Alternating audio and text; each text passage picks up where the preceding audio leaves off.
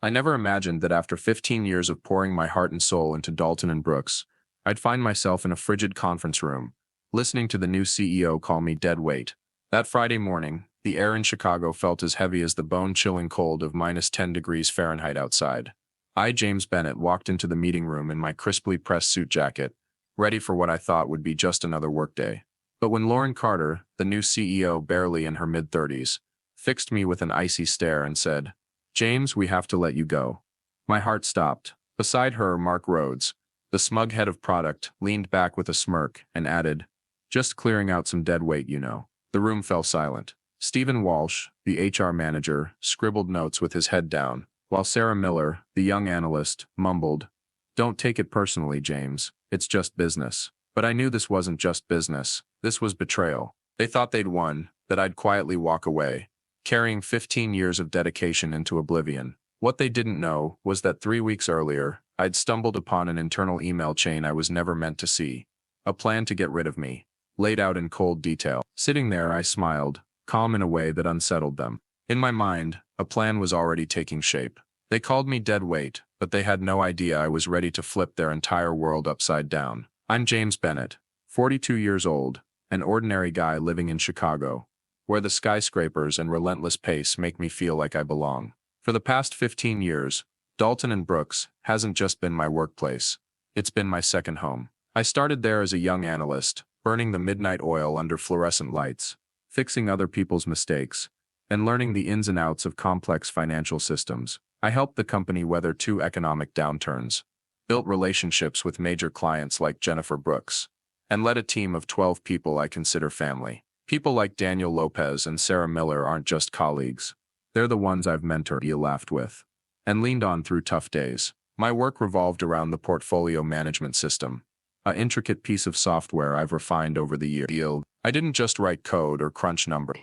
I understood every client, their habits, and how to keep their millions of dollars safe. Late nights in the office, when Chicago was shrouded in darkness, I'd sit alone, rewriting algorithms to make the system faster, more efficient. I didn't do it for bonuses or praise. I did it because I believed in the company, in my team, and in the value of honest work. Under Robert Clark, the former CEO, I was recognized. He'd clap me on the shoulder and say, "James, you're the backbone of this place." But when Robert retired 6 months ago, everything changed. Lauren Carter took over, and the things I'd built suddenly became something they wanted to erase. I remember the early days, driving 10 miles across Chicago's icy streets to get to the office before dawn, my breath visible in the freezing air. I'd pore over client portfolios, worth $50 million, catching errors that could have cost us everything. I trained my team to think like I did, not just to do the job, but to care about it. Daniel, with his relentless work ethic, and Sarah, with her quiet determination, made me proud every day. But as Lauren's new regime took hold, I started hearing whispers, talk of modernization, of cutting out the old guard. I ignored it at first, thinking my track record would speak for itself. I was wrong. That Friday morning, I was called to a meeting on the 32nd floor of Dalton and Brooks headquarters.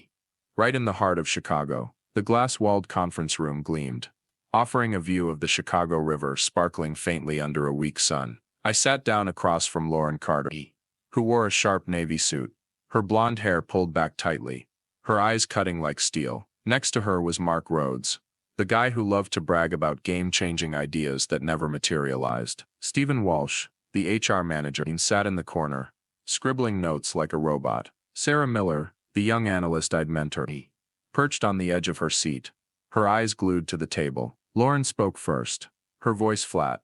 "Rehearsed, James. Thanks for coming. I'll cut to the chase. We're restructuring, and your position is no longer necessary." The words "no longer necessary" hit me like a punch. I'd spent 15 years making Dalton and Brooks a trusted name, but now I was just a line item to be crossed out. Before I could respond, Mark leaned back, crossing his arms with a smug grin. "We're just cleaning house, James. No hurry." Stephen flinched slightly, but said nothing. Sarah muttered, "Don't take it personally, James. It's just business." But her eyes betrayed her guilt. I stayed calm, my hands clasped tightly on the table. I'd learned long ago that emotions had no place in rooms like this. But inside, my blood was boiling. They weren't just firing me. They were erasing 15 years of my life, like it meant nothing. Lauren slid a manila envelope toward me. These are your severance terms. We'll need your key card, laptop, and phone by the end of the day. I nodded, picking up the envelope but not opening it. I understand, I said, my voice so soft, it made Mark pause, as if he'd expected me to yell or beg. 3 weeks earlier, I'd stumbled across an internal email chain by accident. A forwarded thread sent to me after hours. In it, Lauren and Mark discussed phasing out senior staff to modernize the company. My name was at the top of the list. That night, I sat in my apartment, the Chicago skyline glowing outside my window, and started planning. I'd been working off the clock, on my personal laptop, perfecting the portfolio management system Dalton and Brooks relied on. Every improvement, every line of code, was time-stamped and legally mine. They thought I'd walk away quietly. They were wrong. I thought about my team, 12 people I'd hired and trained, people who trusted me. The idea of leaving them behind hurt more than losing my title. I'd spent years teaching Daniel how to debug complex code, helping Sarah navigate office politics. They deserved better than this. As Lauren droned on about strategic shifts, I tuned her out, my mind racing. I wasn't just going to survive this. I was going to make them regret it. As I left the meeting, I walked down the hallway, the hum of printers and tapping keyboards filling the air like any other day. But today, every glance was on me, some sympathetic, some curious. Sarah avoided my eyes, while Mark shot me a mocking smirk as he passed. I entered my office, locked the door, and sank into my chair. On my desk sat a family photo and a framed award from a conference 10 years ago. Remnants of the 15 years I'd given this place. I pulled out my personal phone and sent a short text. Thomas Hayes, CEO of Silvercrest Capital, Dalton and Brooks' biggest rival. They did it. Today's my last day. You ready? The reply came instantly. Absolutely. Dinner tonight. I exhaled, the tension in my shoulders easing. Thomas and I had maintained a quiet professional relationship for years. One Lauren and Mark knew nothing about. He saw the value in me, something Dalton and Brooks had underestimated. Looking out my window, I saw Chicago sprawling before me, its skyscrapers glinting in the fading light. My 15 years at Dalton and Brooks were coming to an end. But this wasn't the end. It was the beginning. Lauren and Mark thought they'd gotten rid of me, but they had no idea I held the key to turning their world upside down. I slipped my phone into my pocket, stood up, and started packing my things. Tonight, I'd meet Thomas, and after that, everything would change. I thought about the email chain again, the one that laid out their plan to streamline the company by cutting people like me. They'd underestimated my loyalty, my work, my team. I'd spent years building a system that kept Dalton and Brooks competitive, and now they thought they could toss me aside. But I wasn't just walking away. I was walking toward something bigger, something that would make them see exactly what they'd lost. I walked out of Dalton and Brooks's headquarters, the cardboard box of my personal belongings heavy in my hands. The Chicago afternoon was biting, the bone-chilling cold of -10 degrees Fahrenheit seeping through my coat. But I felt nothing except the smoldering anger in my chest. 15 years of dedication, late nights fixing system bugs, early mornings driving 10 miles through icy streets to the office, all erased by Lauren Carter and Mark Rhodes in one brief meeting. Mark's words, clearing out some dead weight, echoed in my head like a challenge. They thought I'd crumble, that I'd vanish into the vastness of this city. They didn't know I was ready to make them pay. I paused by the Chicago River, watching the small waves glint under the fading sunset. Somewhere in the building behind me, Lauren and Mark were probably laughing, thinking they'd just eliminated a burden. But I held something they'd never suspect. The portfolio management system, perfected on my personal laptop, outside company hours, with every document meticulously backed up. I pulled out my phone, checking the text from Thomas Hayes, CEO of Silvercrest Capital, again, absolutely ready. Dinner tonight. A faint smile crossed my lips. Tonight's meeting would be the first step in flipping Dalton and Brooks's world upside down. I pocketed the phone, headed to my car, and felt determination burning with every step. The city's lights flickered on as I drove, a reminder that this wasn't the end. It was just the beginning. 3 weeks ago, when I stumbled across the internal email chain Lauren and Mark accidentally forwarded to me, I knew I couldn't sit idle. That thread, with its cold phrases like phasing out senior staff and modernizing, was a slap in the face after 15 years at Dalton and Brooks. My name topped their hit list, as if I were just a number, something to discard to make way for Mark's cutting-edge ideas. But instead of anger or despair, I acted. I started working at night, in my small apartment in Chicago's West Loop, where the city lights streamed through my window, urging me to keep going. The portfolio management system was the heart of Dalton and Brooks. It handled billions of dollars for major clients like Jennifer Brooks, ensuring every transaction was precise and swift. I'd spent years refining it, but the biggest upgrades, the algorithms that optimize speed and accuracy, were done off the clock, on my personal laptop. I knew the law: anything I created outside company time, without their resources, belonged to me. Every line of code, every enhancement, was time-stamped, saved, and stored on a separate hard drive. It was my weapon, and I'd sharpened it carefully. Those late nights in my apartment weren't easy. I'd sit at my desk, a cold cup of coffee beside me, poring over code to ensure the system was flawless. Some nights, I'd only get 2 hours of sleep, my eyes burning, but I didn't stop. I thought about my team: Daniel Lopez, who'd stay late to help me debug; Sarah Miller, who'd grown from a shy intern into a skilled analyst. They didn't deserve to be left behind by people like Lauren and Mark. I also thought about Robert Clark, the former CEO, who'd called me the backbone of the company. Dalton and Brooks's betrayal wasn't just against me, it was against everything we'd built together. I remember one night when the system hit a glitch in the pricing algorithm. I stayed up until 3 a.m., my fingers flying across the keyboard, until it ran smoothly again. When it finally worked, I looked out my window at Chicago, dark except for the glow of skyscrapers. I told myself, this isn't just code, it's my legacy. I backed up everything on my hard drive, double-checked my employment contract, and ensured every upgrade was legally mine. Lauren and Mark could take my job, but they couldn't take what I'd created. Every step was deliberate. I documented my work, saved emails, and even consulted a lawyer friend to confirm my ownership. The system wasn't just a tool, it was my leverage, my way to show Dalton and Brooks they'd underestimated me. I thought about the $2 billion in client portfolios the system managed, the trust I'd built with people like Jennifer. Lauren thought she could replace me with a few new hires. She was in for a rude awakening. That evening, I drove 5 miles through Chicago's bustling streets to Lone Oak, a discreet restaurant in River North, where soft lighting and gentle jazz created the perfect setting for a private conversation. The warmth of the restaurant's fireplace pushed back the -10 Fahrenheit chill outside. A familiar voice called out, "James, over here."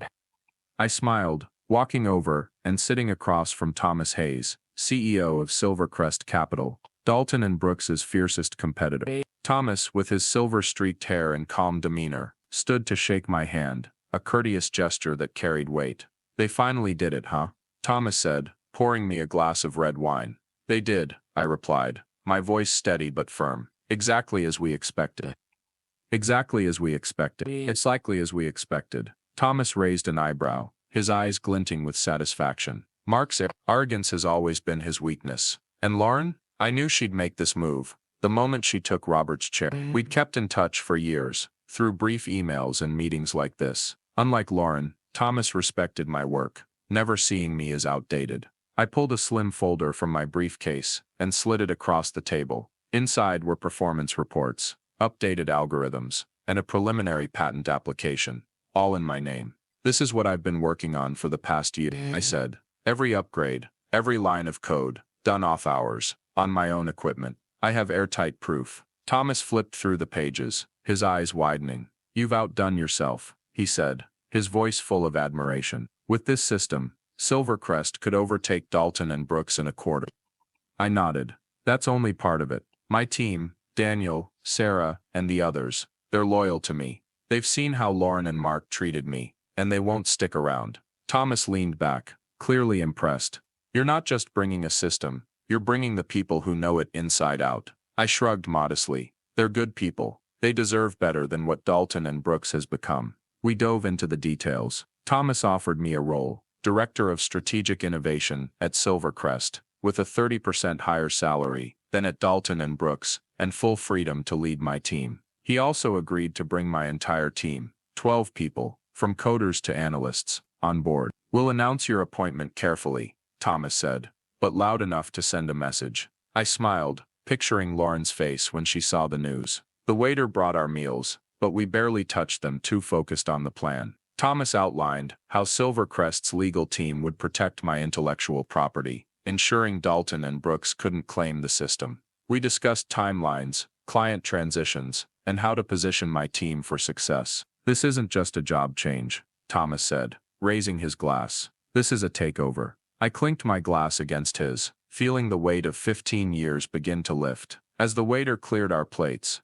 I paused, gazing out the restaurant's window at the Chicago lights reflecting on the river. A memory surfaced: Emily Parker, a former colleague who'd worked under me. Emily, a talented analyst, was fired 2 years ago by a senior manager for speaking out about unfair resource allocation. I remembered her defeated look as she left the office, clutching a small box of belongings. I'd tried to comfort her, promising to stay in touch, but the chaos of work pulled me away. Now sitting here, I realized the injustice Emily faced was no different from what I was enduring. I pulled out my phone and found Emily's number in my contacts. I sent a quick text. "Emily, it's James. You doing okay? Got something to talk about." Her reply came minutes later. "James, been a while. I'm fine, but job hunting."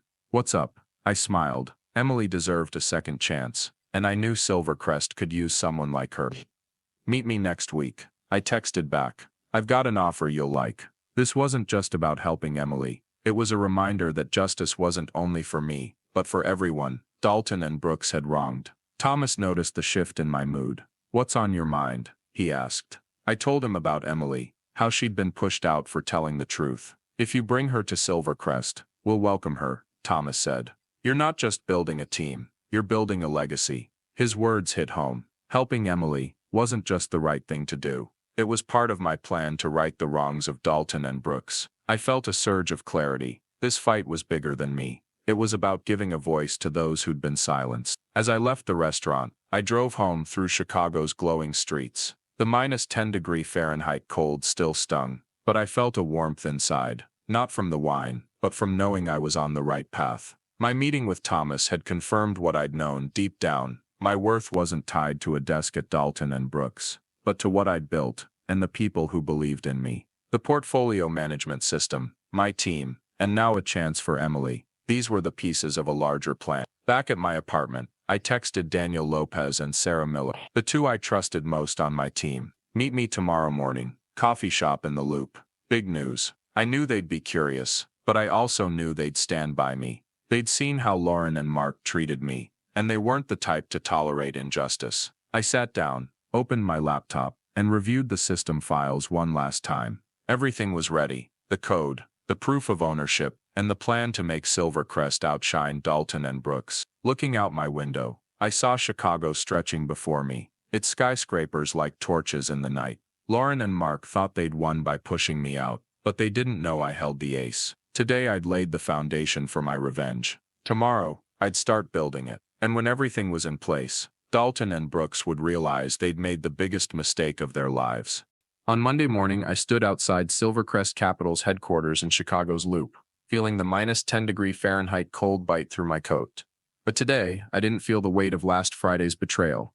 Today was a new beginning. Not as the outcast, but as the leader.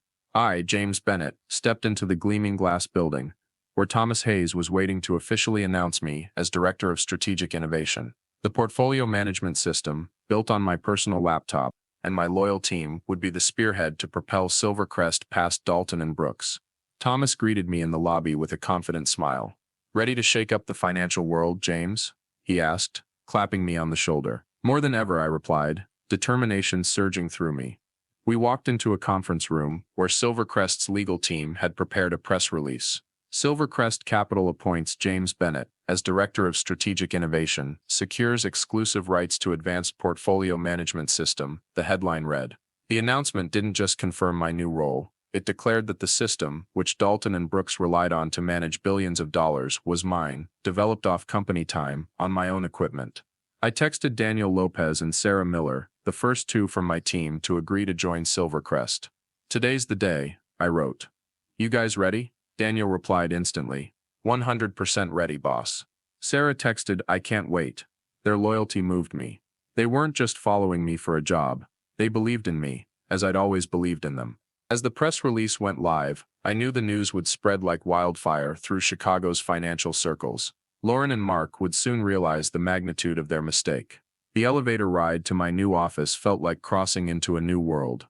The Silvercrest office, with its floor-to-ceiling windows overlooking the Chicago River, was a stark contrast to the sterile conference room where I'd been fired. I set down my box of belongings, the same one I'd carried out of Dalton and Brooks, and felt a spark of pride. This wasn't just a job, it was a chance to prove them wrong. 3 miles away, at Dalton and Brooks's headquarters, I could imagine chaos erupting. By 8 a.m., when Silvercrest's press release hit financial news sites, my phone started buzzing non-stop. Michael Turner, an old colleague, still at Dalton and Brooks, texted James, "The place is losing it." Lauren called an emergency meeting. "Mark looks like he saw a ghost." I smiled but didn't reply right away. I wanted them to feel the full weight of their error. According to Michael, Lauren locked herself in her office, shouting at the legal team over the phone, while Mark stormed through the halls, ordering IT to check the system. But there was nothing they could do. The portfolio management system, handling over $2 billion in transactions each quarter, relied on algorithms I'd written, and those algorithms now belonged to Silvercrest. Lauren and Mark could keep the outdated software, but without my updates, it would be slow and obsolete within months. They'd underestimated me, and now they were paying the price. At 10 a.m., Lauren called. I let the phone ring a few seconds before answering, savoring the moment. "James," she said, her voice tight but trying to stay composed, "we need to talk about the intellectual property you took." I couldn't help but chuckle. "Lauren, I didn't take anything that belongs to Dalton and Brooks," I said, my tone calm but sharp. "What I developed on my own time, on my own equipment, is mine." Section 14 of the employment contract spells it out clearly. There was a long silence on the other end. "Let's be reasonable," she tried again. "Can you come in this afternoon?" I smiled. "I'm booked all week, Lauren. But our legal teams will be happy to talk." I hung up before she could respond. Michael texted again. "Lauren just met with the board. Mark's blaming her, she's blaming Steven. It's like a beehive in here." I pictured Mark's smug face now twisted in panic, Lauren's confidence crumbling. They thought firing me was an easy win. Now they realized they'd lost the most critical asset, not just the system, but my team, the people who knew it better than anyone. By noon the fallout was undeniable. Mark tried calling me himself, his voice a mix of desperation and bravado. "James, let's sit down," he said. "We might have been hasty. There's a role for you here." I almost laughed. "I'm flattered, Mark," I said coolly. "But I'm happy where I am." I ended the call, leaving him to stew. The man who'd called me dead weight was now begging. It felt good, but I wasn't done. By midday, news of my move to Silvercrest had swept through Chicago's financial sector. Industry blogs dubbed it the Bennett coup, and LinkedIn buzzed with posts about the sudden shift. But what really shook Dalton and Brooks was the client's reaction. Jennifer Brooks, one of their biggest clients, called me at 11 a.m. "James, I saw the announcement," she said, her voice tense. "That system, it's yours, isn't it? We can't work with Dalton and Brooks without you." I reassured her. "Jennifer, Silvercrest will take care of you. My system's here now, and so is my team." She sighed in relief. "I'll talk to our board. We're moving to Silvercrest." Jennifer wasn't alone. By the end of the day, 3 other major clients reached out, asking about switching to Silvercrest. My system wasn't just software. It was the backbone of their trust, keeping billions of their dollars secure. Without me and my team, Dalton and Brooks was just a company with outdated tech and a panicked leadership. Michael texted, "Stocks down 6% this afternoon. Investors are freaking out." I wasn't surprised. Investors hate uncertainty, and this was uncertainty incarnate.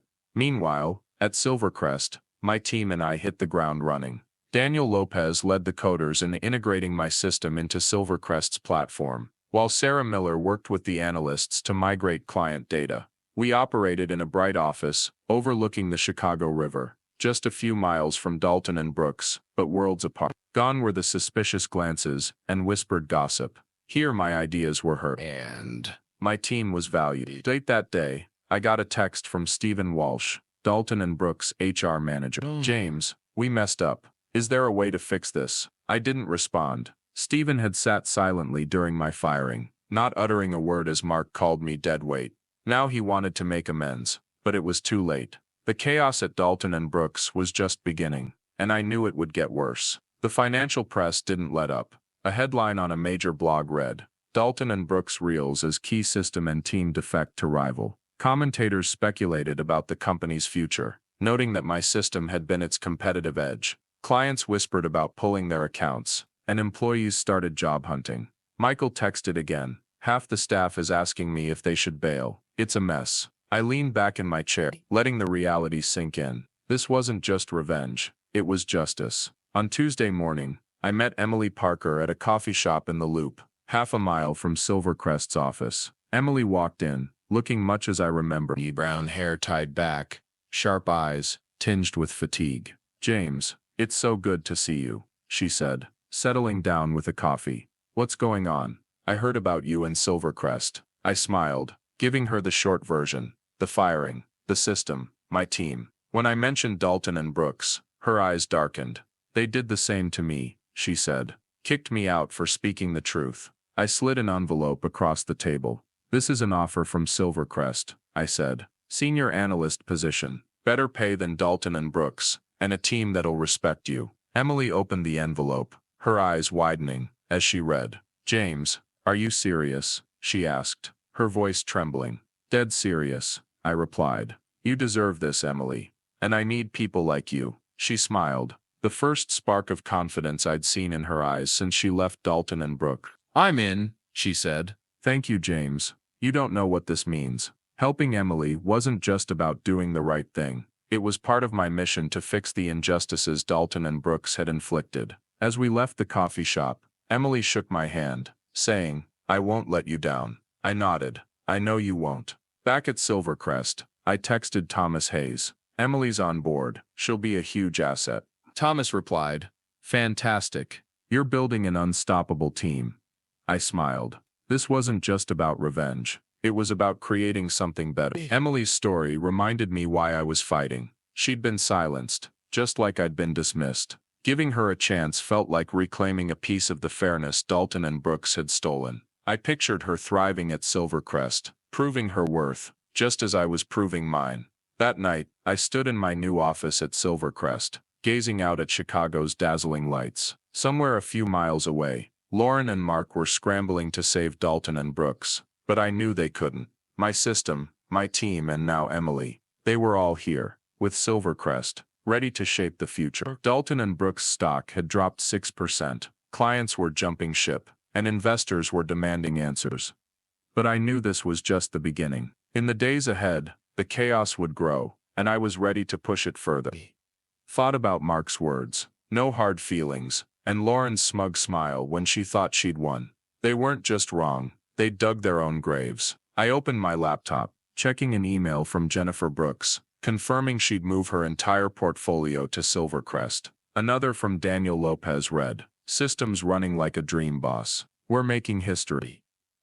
I texted back, "Keep it up, we're just getting started." Chicago stretched out before me, and for the first time in weeks, I felt free. The battle wasn't over, but I'd fired the first shot, and it had hit its mark.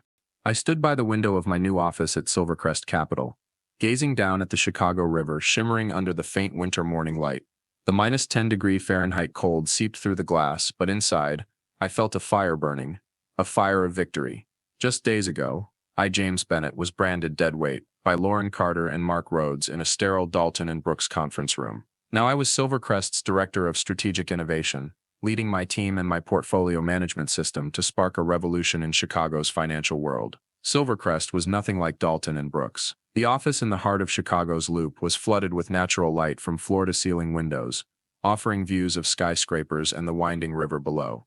The open layout buzzed with collaboration, laughter, and the clatter of keyboards blending into a symphony of creativity. Gone were the suspicious glances and whispered gossip of Dalton and Brooks. Here I felt respect, not just for me, but for the 12-person team I'd brought over from my old company. They were my family, the ones who'd chosen to follow me despite the risks. Daniel Lopez burst in, his face lit with an irrepressible grin. "Boss, the system just smashed another record," he said, pointing to a screen displaying real-time data. "We're processing transactions 30% faster than any competitor. Clients are going nuts." I clapped him on the shoulder, pride swelling in my chest. "Great work, Daniel.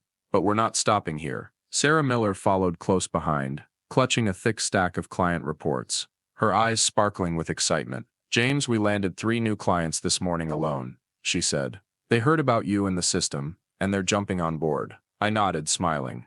Thanks, Sarah. Make sure they get the red carpet treatment. My portfolio management system, the one I'd built on my personal laptop through countless late nights, was now the beating heart of Silvercrest. It wasn't just software.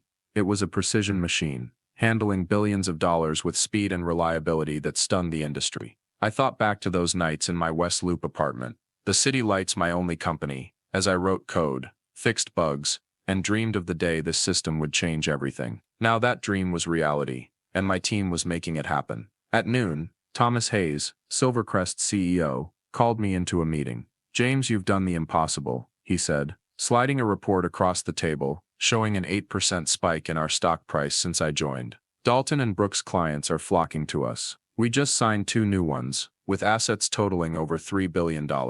I smiled, careful not to let the praise go to my head. They're not just here for the system, Thomas, I said. They're here for Daniel, Sarah, and the team. They're the ones working miracles. Thomas nodded, his eyes full of respect. You brought an army, James, and we're not slowing down. We discussed expansion plans, taking the system to major markets like New York, Boston, and even London. Thomas wanted me to lead a global finance conference next month, showcasing the system to international investors. You'll be the face of Silvercrest, he said. I agreed, but my mind drifted to Dalton and Brooks, the company just 3 miles away, crumbling under the weight of its own mistakes. Jennifer Brooks, their biggest client, had transferred her $500 million portfolio to Silvercrest. James, we only work with you, she'd said over the phone.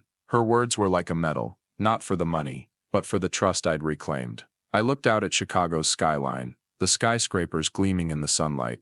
This wasn't just a new job, it was a chance to prove them wrong, to show the world what my team and I could do. The cardboard box from Dalton and Brooks, still sitting in the corner of my office, held a family photo and a 10-year conference award. They were reminders of the journey I'd taken, and the new path I was forging. While Silvercrest soared, Dalton and Brooks sank into chaos. On Wednesday morning, Michael Turner, my old colleague, still at Dalton and Brooks, texted James, "This place is a war zone. Lauren's been hauled in to face the board. Mark's running around yelling at the IT team. Stock's down another 9%. I stared at the message, unsurprised. Losing my system, my team, and now their biggest clients. Dalton and Brooks was unraveling from the inside.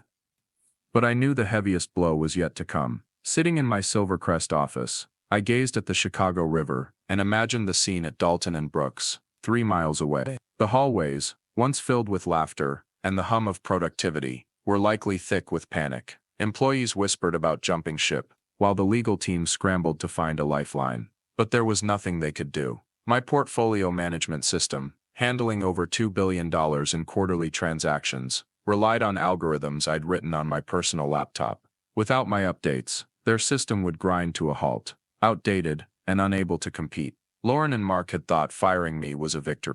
Now they were learning the cost of their arrogance. That Wednesday afternoon, Dalton and Brooks' legal team reached out to Silvercrest, requesting an urgent meeting. They wanted to negotiate a license for my system. Thomas Hayes called me into his office, a sly grin on his face. They're desperate, James, he said. Without you, they can't run the company. I nodded, my voice calm but resolute.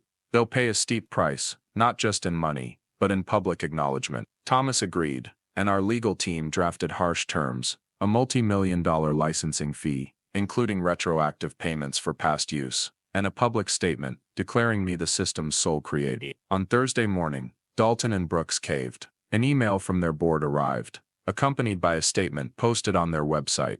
Dalton and Brooks officially acknowledges James Bennett as the sole creator of the portfolio management system developed during his tenure, and thanks him for his contributions to the financial industry. The word thanks made me chuckle. Weeks ago, Lauren had slid a severance envelope across the table and called me unnecessary.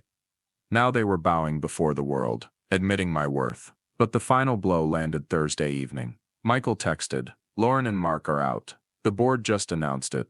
They're blaming them for losing you and the system." I sat back, letting the news sink in. Lauren Carter, who'd stared at me with icy disdain, and Mark Rhodes, who'd smirked as he fired me, were now nothing. Dalton and Brooks' stock had plummeted 15% in a week. Investors were demanding an emergency meeting, and employees were resigning en masse. An article in the Chicago Business Journal called it an unprecedented management disaster, slamming the board for letting go of their most valuable asset, me, my team, and my system. I thought back to that Friday, in the conference room, Mark leaning back in his chair, just clearing out some dead weight, you know. Now his arrogance was his undoing. Lauren was no better. Her confidence had crumbled into bitter failure. I didn't feel glee, but a deep, quiet satisfaction. This wasn't revenge for revenge's sake. It was justice, the inevitable consequence of their betrayal. The media was relentless. Financial blog wrote, James Bennett's departure wasn't a loss. It was an earthquake that obliterated Dalton and Brooks. Another called me the unexpected hero, who'd reshaped the industry through talent and grit. I didn't want the spotlight, but I wanted justice. And now justice had arrived, not just for me, but for everyone Dalton and Brooks had undervalued. Dalton and Brooks tried to stabilize, but their efforts were futile. Some employees started applying to Silvercrest, sending me emails begging for interviews. I forwarded them to Thomas, saying, "We only take the best." I didn't want Silvercrest to become another Dalton and Brooks. I wanted it to be better. A place where talent was cherished, not wasted. I leaned back in my chair, staring at the city skyline. The collapse of Dalton and Brooks wasn't just a corporate failure. It was a lesson. They'd underestimated me, my team, and the system I'd built. Now they were paying the ultimate price, and I was just getting started. On Friday morning, I got an unexpected call from Stephen Walsh, Dalton and Brooks' HR manager. "James," he said, his voice trembling with regret, "I want to apologize on behalf of the company. Many of us didn't agree with how you were treated. We were wrong." I listened, but didn't rush to respond. Stephen had sat silently during my fire, letting Mark insult me without a word. He was calling now because the company was imploding, not because he cared. "Thanks for the call, Stephen," I said evenly. "But I've moved on, and so has my team. Good luck." I hung up, feeling a weight lift. His apology meant nothing. I'd already reclaimed what was mine through my actions. At noon, Jennifer Brooks invited me to lunch at an upscale restaurant in River North, 2 miles from Silvercrest. Over coffee and salads, with the Chicago River glinting outside the floor-to-ceiling windows, she was blunt. "James, we relied on you more than you know. Lauren and Mark had no clue how to run the system, and we stopped trusting them." Her honesty touched me, but her trust meant more. "Silvercrest won't let you down, Jennifer," I said. "We'll take care of you and your partners." She smiled, nodding. "I know. I've told my board, we're with Silvercrest for the long haul." As we left the restaurant, I realized this wasn't just about winning clients. It was about preserving the relationships I'd built over 15 years. Relationships Dalton and Brooks no longer deserve. Michael Turner texted later that day. "James, big changes are coming. The board's reviewing the entire leadership. Everyone's talking about you. You're the unexpected hero." I laughed reading the message. I wasn't a hero, just someone who refused to be erased. But Michael's words made me pause and reflect. This journey wasn't just about taking down Lauren or Mark. It was about restoring my worth, not just for myself, but for my team, and people like Emily Parker, who'd been wronged by a system that didn't value them. I thought of Robert Clark, Dalton and Brooks' former CEO, who'd once clapped me on the shoulder and said, "James, you're the backbone of this place." If he were still here, things might have been different.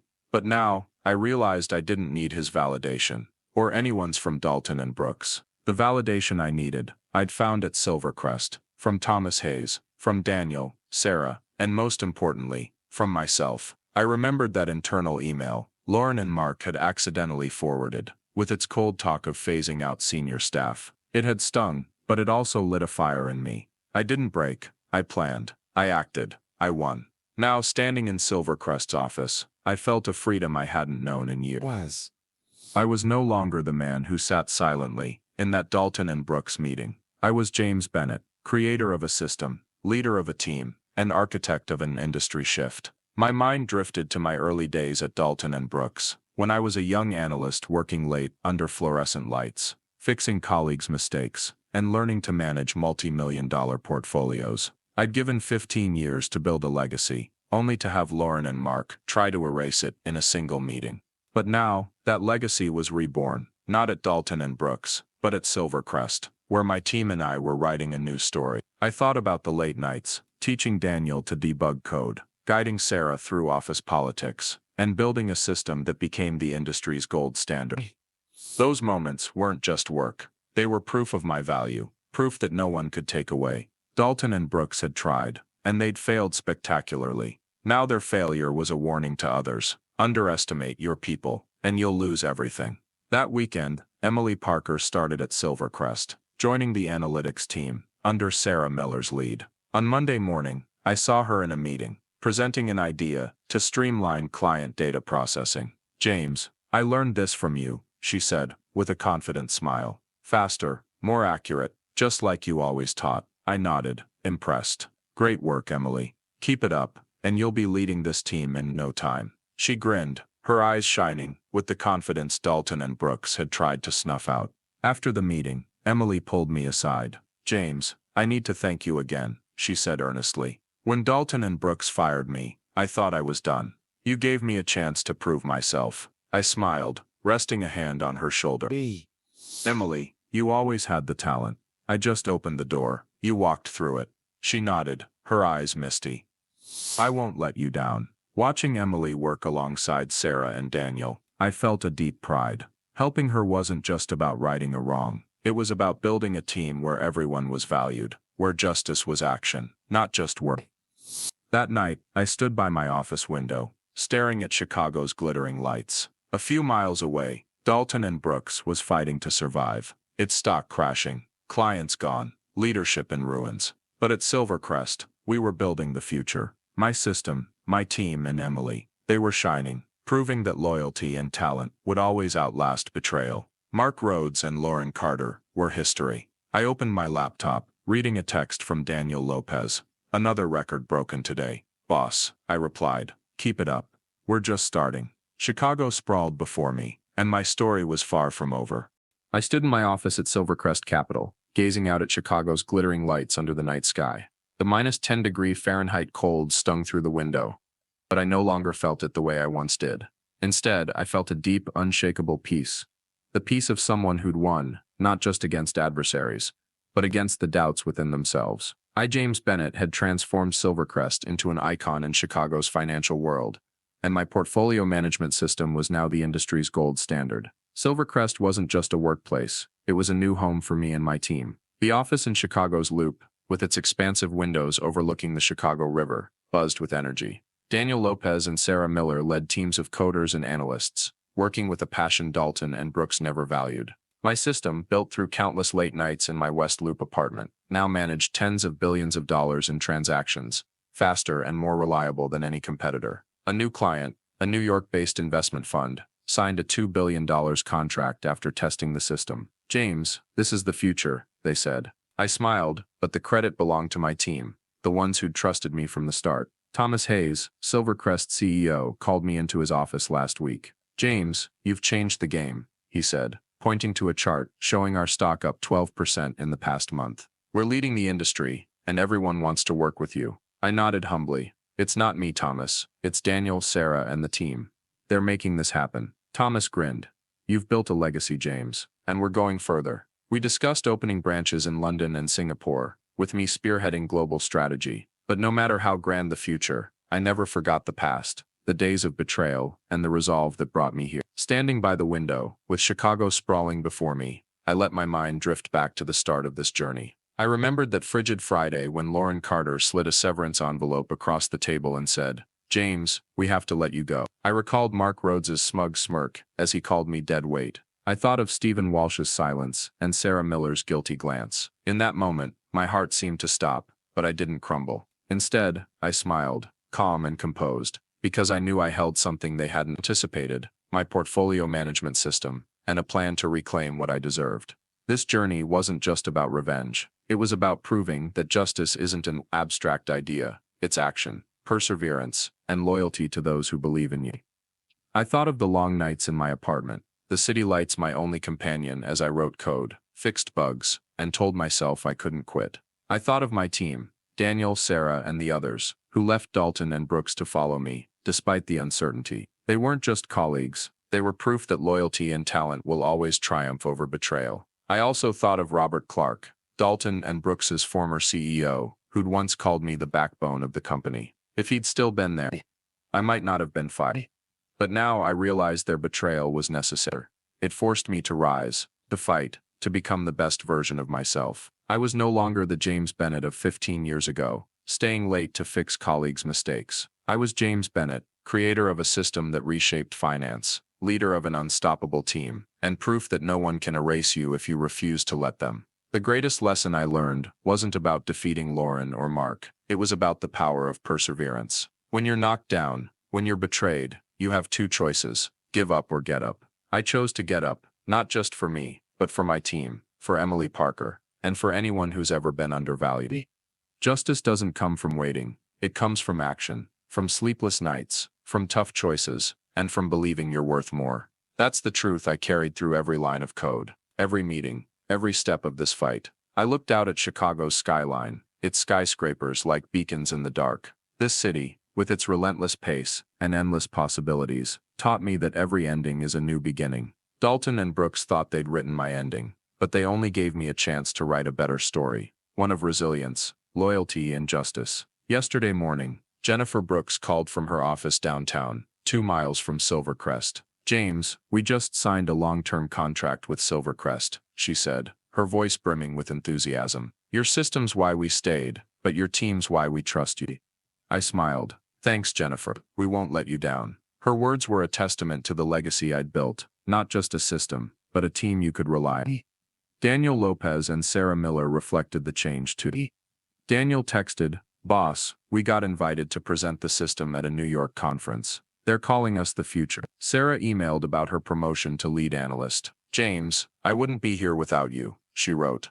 I replied, "You earned it, Sarah." Dalton and Brooks, 3 miles away, was a shadow of its former self. Michael texted, "They're restructuring, but no one thinks they'll recover." I didn't respond. Their failure spoke for itself. Emily Parker was part of this legacy too. She wasn't just an employee, she was a symbol of justice, of rising after being pushed down. Watching her thrive, I saw myself in my early days, full of drive, ready to prove my worth. Silvercrest wasn't just a company, it was a place where people like Emily could shine. Emily Parker has become indispensable at Silvercrest. Last week, she proposed a system tweak that boosted data processing speed by 5%. In a meeting, she stood confidently, presenting her idea. "James, I learned this from you," she said, her eyes bright. I shook my head, smiling. "No, Emily, this is all you."